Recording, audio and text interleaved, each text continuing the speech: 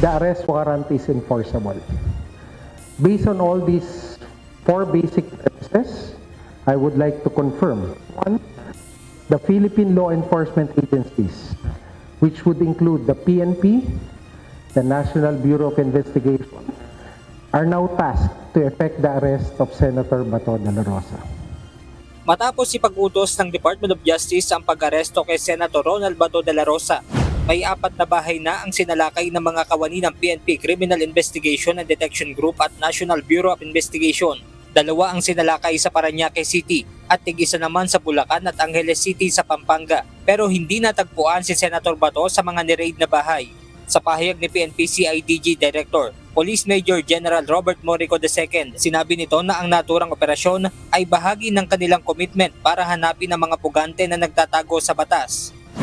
Ayon pa sa CIDG Director, pareho ang pagtrato, walang pagkiling at pagbubukod nilang itinuturing ang lahat ng warrant of arrest.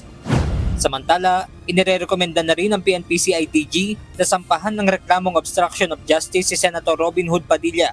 Ito ay dahil sa umunay pagtulong ni Senator Padilla para makatakas sa loob ng Senado si Senator Ronald Bato de la Rosa noong May 14 ng madaling araw. Wala pang pahayag si Senator Robin Padilla patungkol sa naturang rekomendasyon ng CIDG. Benedict Samson, UNTV News and Rescue. Diyos ang aming sandigan, serbisyo publiko ang aming pinahahalagahan.